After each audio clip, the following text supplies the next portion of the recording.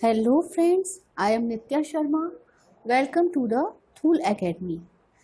आप हमसे जुड़ सकते हैं फेसबुक के माध्यम से, व्हाट्सएप के माध्यम से और टेलीग्राम के माध्यम से, जिसकी लिंक आप यहाँ देख पा रहे हैं। यहाँ हम बात कर रहे हैं भारतीय प्राचीन इतिहास की। भारतीय प्राचीन इतिहास में इतिहास एवं संस्कृति के अंतर्गत हम मगध साम्राज्य के बारे में आज विस्तार से डिस्कस करेंगे। पिछले लेक्चर में हमने महाजनपद के राज्यों के बारे में जाना था और ये जाना था कि किस तरह मगध साम्राज्य राज्य के रूप में उभरते हुए इन सब जो जनपद राज्य थे उनको समेटता जा रहा था। और पिछले लेक्चर में हमने मगध राज्य में जो शासक रहे हैं उनकी हायरार्की के बारे में डिस्कस किया था। आज हम इन्हीं वंश में जितने शासक रहे हैं उनके क्या प्रशासनिक कार्य थे, इन सब के बारे में हम आज विस्तार से जानेंगे।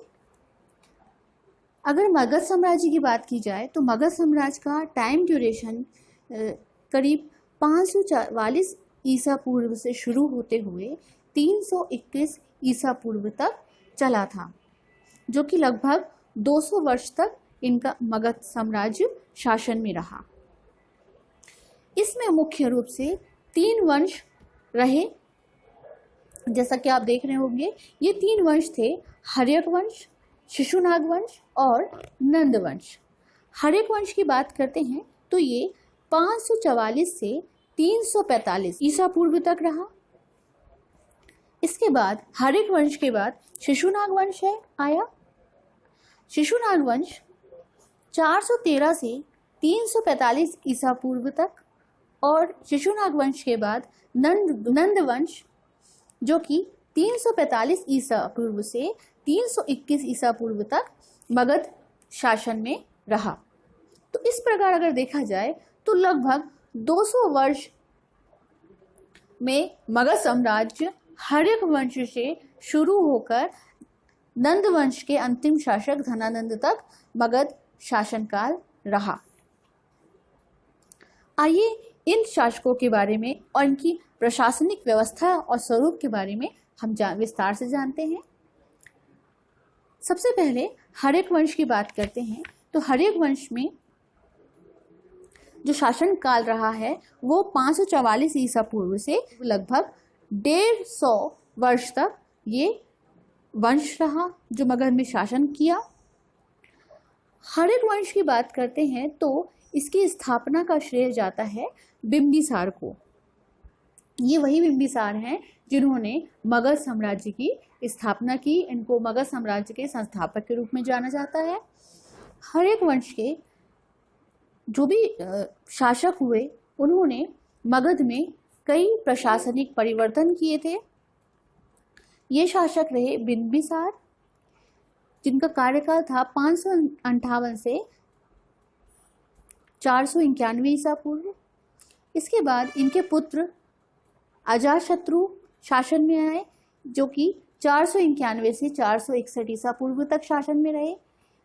अजातशत्रु के बाद इनके पुत्र उदयन 461 से 445 ईसा पूर्व तक शासन में रहे। उदयन के बाद इनके पुत्र नागदशक मगध शासक हुए, 445 ईसा पूर्व तक शासन में रहे। तो इस तरह देखा जाए जो नागदशक थे वो हर्यक वंश के अंतिम शासक थे। आगे बात करते हैं, जो हर्यक वंश के संस्थापक थे बिंबिसार, इनके द्वारा हर्यक वंश की स्थापना की गई थी। तो जब ये शासन में थे उस समय पर मगध महाजनपद के जो 16 जनपद थे उनमें से ही एक था, जैसा कि आप यहाँ पर मैप में देख पा रहे होंगे। बिंबिसार एक कुशल रणनीति और कूटनीतिज्ञ था, साथ ही ये दूरदर्शी शासक भी था। इसी के आधार पर बिंबिसार ने कुशल रणनीति, कूटनीति और दूरदर्शिता के आधार पर ही मगध को एक शक्तिशाली राज्य बनाया।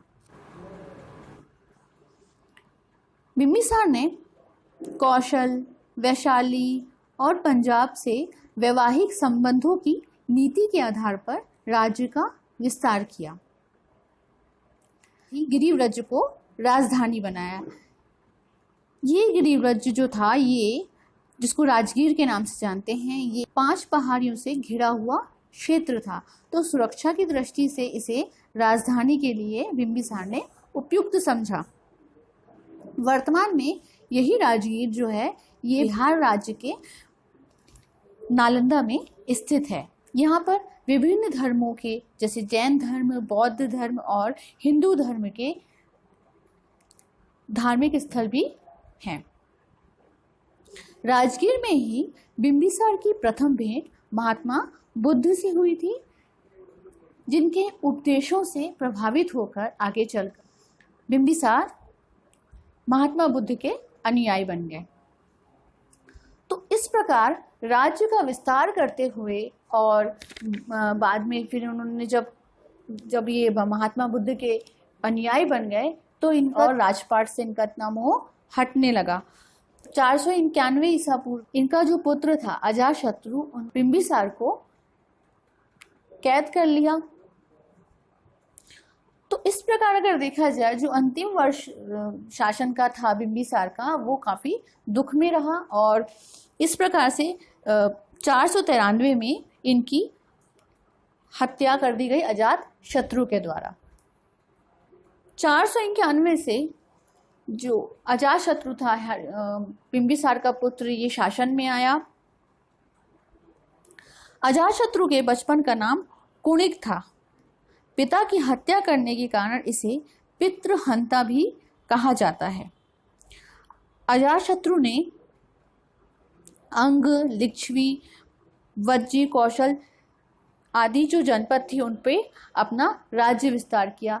तो देखा जाए तो जो राज्य विस्तार की नीति है वो भी अजातशत्रु ने अपनाई। ये उस समय पर जो जनपद रह गए थे, जैसे अंग है, लिच्छवी, वज्जवी, कौशल आदि जो भी राज्य रह गए थे, उनको उसने किस में मिला लिया? मगध में, और मगध को एक साम्राज्य के रूप में विस्तारित किया। गंगा और सोन नदी के संगम पे पाटलिपुत्र नगर की स्थापना की। ये पाटलिपुत्र उत्तर प्रदेश में स्थित है। तो जो पाटलिपुत्र नगर की स्थापना जब की गई थी, वो उस समय पर जो नदी के तट होते थे वो भी सुरक्षित माने जाते थे, क्योंकि जो अगर बाह्य आक्रमण भी होगा तो वो नदी के माध्यम से भी होता, तो वो पता आसानी से चल सकता था। तो ये हो रहा था कि, माफ कीजिएगा, तो इसी दृष्टि को ध्यान में रखकर, इन सब बातों को ध्यान में रखकर गंगा और जो सोन नदी का संगम था वहां पर पाटलिपुत्र की स्थापना अजातशत्रु के द्वारा की गई। तो इस तरह से सुरक्षा की दृष्टि से पाटलिपुत्र को नदियों के संगम के पास बनाया गया, जो बाह्य आक्रमण से सुरक्षित था। अजातशत्रु के शासनकाल में ही महात्मा बुद्ध का परिनिर्माण हुआ था, जिसके बाद जो उनके अवशेष हैं उनको 8 भागों में विभाजित करते हुए हर एक भाग को सुरक्षित रखते हुए स्तूप का निर्माण किया जाने लगा था। तो जैसा कि हमने पिछले लेक्चर में जब बौद्ध धर्म हमने डिस्कस किया था, उसमें हमने डिटेल में बताया हुआ है, वैसे तो इसी प्रकार अजातशत्रु द्वारा भी उन अवशेषों को राजगीर में लाया गया और वहां पर स्तूप का निर्माण कराया गया। अजातशत्रु के शासनकाल में प्रथम बौद्ध संगति का भी आयोजन हुआ था, जो कि 463 ईसा पूर्व में हुई थी, जिसमें भगवान बुद्ध के जो उपदेश थे उनको संकलित किया गया। तो इस प्रकार जो अजातशत्रु था ये 491 से 461 ईसा पूर्व तक शासन में रहा। करीब 32 वर्ष तक इसने शासन किया और 461 में अपने पुत्र उदयन के द्वारा मारा गया। 461 में उदयन जो सिंहासन प्राप्त किया इसने, उदयन ने पाटलिपुत्र को राजधानी के रूप में स्थापित किया। अगर पाटलिपुत्र नगर की स्थापना की बात की जाए तो वो अजातशत्रु ने की थी और पाटलिपुत्र को राजधानी के रूप में उदयन ने स्थापित किया। पाटलिपुत्र के किनारे ही उदयन ने कुसुमपुर नामक नगर की स्थापना की। उदयन हर्यक वंश का अंतिम शासक था, जिसकी हत्या उसी के ही सेनापति शिशुनाग के द्वारा की गई थी। और हर्यक वंश के बाद इस तरह से शिशुनाग वंश का उदय हुआ। शिशुनाग वंश की बात करते हैं तो ये 413 से 345 ईसा पूर्व तक करीब 70 वर्षों तक ये मगध में शासन किया। शिशुनाग जो कि माफ कीजिएगा, शिशुनाग वंश में जो शासक रहे हैं वो हैं शिशुनाग। शिशुनाग के बाद उनके पुत्र कालाशोक शासक बने। ये काफी प्रभावशाली शासक रहे हैं शिशुनाग वंश के। कालाशोक के बाद नंदीवर्मन, और नंदीवर्मन के बाद महानंदी जो कि शिशुनाग वंश के अंतिम शासक थे। इस प्रकार शिशुनाग वंश करीब 70 वर्षों में चला, जो कि शिशुनाग से संस्थापित होकर महानंदी तक ये 70 वर्षों में सिमट के रह गया। शिशुनाग वंश की हम आगे विस्तार से चर्चा करते हैं कि इसमें जो शासक रहे उन्होंने प्रशासन में क्या कार्य किए। शिशुनाग की बात करते हैं तो शिशुनाग वंश के संस्थापक हुए। इन्होंने उदयन की हत्या करने के बाद जो हर्यक वंश का शासक था उसकी हत्या करके शिशुनाग वंश की स्थापना की। गिरिव्रज के अलावा, जो गिरिव्रज जिसको राजगीर के नाम से जानते हैं, के अलावा वैशाली को राजधानी बनाया। अवंती और वत्स जो कि पश्चिमी क्षेत्र थे, इनको मगध में मिलाया। अगर देखा जाए तो हमने जब पिछले लेक्चर में उत्तर वैदिक काल में जब हम बात कर रहे थे, और महाजनपद में अवंती ऐसा क्षेत्र था जो कि 3 जो सीमा क्षेत्र है उनको जोड़ता था, और ये व्यापार के हिसाब से काफी उत्तम राज्य था। जैसे अगर हम अवंती की बात करते हैं तो ये यहाँ से पश्चिम से व्यापार होता था, यहाँ से उत्तर क्षेत्र से व्यापार हो सकता था, यहाँ से दक्षिण से क्षेत्र से व्यापार हो सकता था। तो इस प्रकार अवंती और वत्स को जो मगध में मिलाया तो ये व्यापारिक दृष्टि से काफी अच्छा साबित हुआ, जिससे क्या हुआ था, जो व्यापारिक मार्ग थे ये खुल गए। शिशुनाग के बाद शिशुनाग का पुत्र कालाशोक शासन में आया। इसके शासनकाल की बात की जाए तो ये 394 ईसा पूर्व में मगध का शासक बना। कालाशोक के समय 2 महत्वपूर्ण घटनाएं घटी। एक थी द्वितीय बौद्ध संगति, वैशाली में आयोजित की गई थी। दूसरी, पाटलिपुत्र में मगध की राजधानी को स्थानांतरित किया गया, मतलब पाटलिपुत्र को मगध की राजधानी के रूप में स्थानांतरित किया गया। तो जो द्वितीय बौद्ध संगति हुई थी वो 383 ईसा पूर्व, मतलब प्रथम बौद्ध संगति के करीब 100 वर्ष के बाद कालाशोक के शासनकाल में द्वितीय बौद्ध संगति आयोजित की गई थी, जिसमें काफी विद्वान लोग आए थे, और जो उस समय पे जो प्रथम संगति में जो उपदेश बने थे उसका यहाँ पर फिर विघटन होके 2 गुट बन गए थे। हमने पिछले लेक्चर में हमने जाना था कि किस तरह से द्वितीय बौद्ध संगति में क्या हुआ, प्रथम बौद्ध संगति में क्या हुआ। आपने अगर लेक्चर नहीं सुना है तो आप उसको अच्छे से सुन लीजिए। क्वेश्चन भी आपको, पेपर्स भी आपको वीकली हम अपडेट करते रहते हैं, उसके आंसर आप उसे फेसबुक में पोस्ट कर सकते हैं। तो इस तरह से हमने जो द्वितीय बौद्ध संगति की बात की और पाटलिपुत्र, ये 2 घटनाएं जो थी ये कालाशोक के समय घटी। कालाशोक की बात करते हैं तो इस समय पर जो मगध साम्राज्य था ये विस्तारित कहाँ तक हो गया था, ये विस्तारित हो गया था, इसमें अवंती भी सम्मिलित थी और वज्जी भी सम्मिलित थी। तो इस तरह से एक राज्य जो था, मगध राज्य था, वो विस्तारित होता चला जा रहा था। कालाशोक के बाद नंदीवर्मन कालाशोक के पुत्र शासन में आए। तो इस तरह जो कालाशोक के पुत्र थे इन्होंने 22 वर्षों तक शासन किया।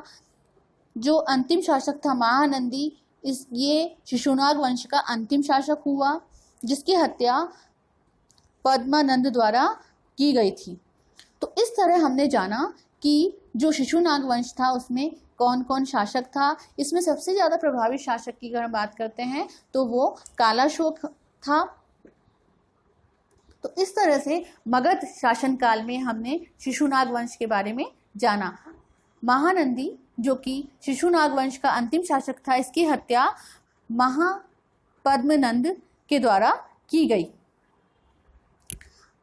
आगे हम बात करते हैं कि किस तरह से महापद्मनंद ने नंद वंश की स्थापना की और नंद वंश के विस्तार, राज्य विस्तार के बारे में हम चर्चा करते हैं। तो आइए शुरू करते हैं। महापद्मनंद नंद वंश का संस्थापक था, जिसने 345 ईसा पूर्व में नंद वंश की स्थापना की।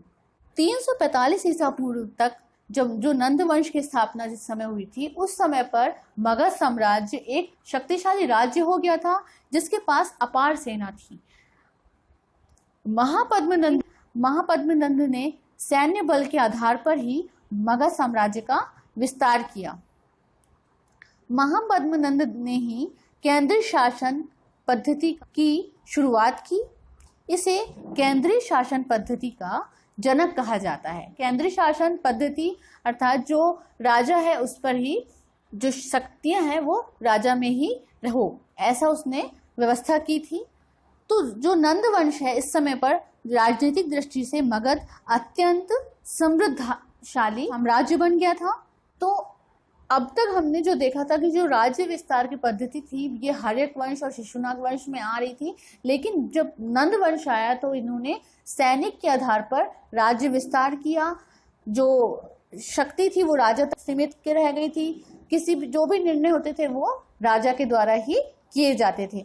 तो जो ये शासन काल था नंद वंश का, ये काफी ज्यादा समय तक तो नहीं रहा। ये 345 से शुरू हुआ और 321 करीब 20 या 22 साल तक ये शासन में रहा। तो महापद्मनंद के द्वारा संस्थापना की गई और जो महापद्मनंद का पुत्र था धनानंद, ये नंद वंश का अंतिम शासक हुआ। धनानंद की बात करते हैं तो ये महापद्मनंद के जैसा ही राज्य विस्तार की पद्धति को अपनाया था, लेकिन ये उतना योग्य शासक नहीं था। इसके पास सैन्य बल था। जो भी मगध साम्राज्य जो शक्तिशाली था वो पहले से ही बना हुआ था, तो इसने सिर्फ उपभोग किया। जो प्रजातंत्र की बात करते हैं तो वो धनानंद ने पूरी तरह से समाप्त कर दी थी। इस तरह अगर हम नंद वंश की बात करते हैं तो नंद वंश का जो विस्तार था वो जैसा आप यहाँ पर मैप में देख पा रहे होंगे, ये एक छोटा सा जो राज्य था मगध साम्राज्य, महाजनपद में मगध साम्राज्य आपने देखा होगा कि जो हर्यक वंश में स्थापना हुई थी और जो अब नंद वंश था, नंद वंश के समय पर जो मगध साम्राज्य था वो कुछ इस तरह से, जो आप ब्राउन में देख रहे होंगे ये फैला हुआ, कुछ इस तरह से विस्तारित हो गया था। तो इतना बड़ा जो मगध साम्राज्य था ये नंद वंश के समय पे एक एम्पायर, एक साम्राज्य के रूप में बढ़ गया था। इसी तरह जो मगध की जो प्रभाव था ये ना सिर्फ भारत में बल्कि ये विदेशों में भी जाना जा रहा था। ये जो भारत की संस्कृति है ये बौद्ध काल से ही विदेशों में भी फैल रही थी। भारत की संस्कृति के बारे में लोगों को पता चलने लगा था। इसी से आकर्षित होकर भारत की जो समृद्धता है ये भी लोगों को पता चल रही थी। इसी से आकर्षित होकर जो बाह्य आक्रमण हुआ था वो नंद वंश के जो शासक था धनानंद, उसके समय हुआ था। जो पहला आक्रमण हुआ था ये था सिकंदर का। सिकंदर जो कि ईरानी यूनानी आक्रमण जिसको कहते हैं वो सिकंदर के द्वारा किया गया था। सिकंदर जो कि मकदूनिया वासी था, ये खैबर दर्रा को, मतलब ये जो मध्य एशिया में खैबर दर्रा है उसे पार करता हुआ भारत आया। सबसे पहले जब ये भारत आया तो इसका युद्ध हुआ था 326 ईसा पूर्व में। ये भारत में आक्रमण करने आया। सबसे पहले जो उसका युद्ध हुआ या सामना हुआ वो हुआ पोरस से। तो जब सिकंदर की जो सेना थी ये जब पोरस से भिड़ गई थी, पोरस के जो सैनिक थे उनसे भिड़ी, तो ये शौर्य देखा उन्होंने पोरस का और उनके सैनिकों का। तो उसकी जो सेना थी ये आगे बढ़ने में मना कर दी थी। और दूसरी बात ये भी थी, और जैसा नंद वंश की मैं बात करूं तो उस समय पे जो मगध था ये प्रभावशाली राज्य के रूप में था। सैन्य बल की बात करते हैं तो उस समय पर नंद वंश में भारी मात्रा में सेना थी। तो इन सब का जो असर था वो जो सिकंदर है उनके सैनिकों पर पड़ रहा था और उन्होंने आगे कूच करने से मना कर दिया था। इन जो सिकंदर था ये बहुत ही पराक्रमी था। इसने काफ़ी कोशिश की थी कि ये अपने सेना को समझा सके, लेकिन अंततः उनकी सेना ने मना कर दिया। एक और राज्य का, एक और शासक का उदय हो रहा था, ये था चंद्रगुप्त। चंद्रगुप्त ने ये जो स्थिति देखी थी कि किस तरह से बाह्य आक्रमण होता है और किस तरह से सुरक्षा की जाती है, इन सब का चंद्रगुप्त पर भी प्रभाव पड़ रहा था। तो जो मौर्य साम्राज्य का बीज था या मौर्य साम्राज्य के उदय की बात करते हैं तो वो नंद वंश के पतन के बाद ही हुई थी।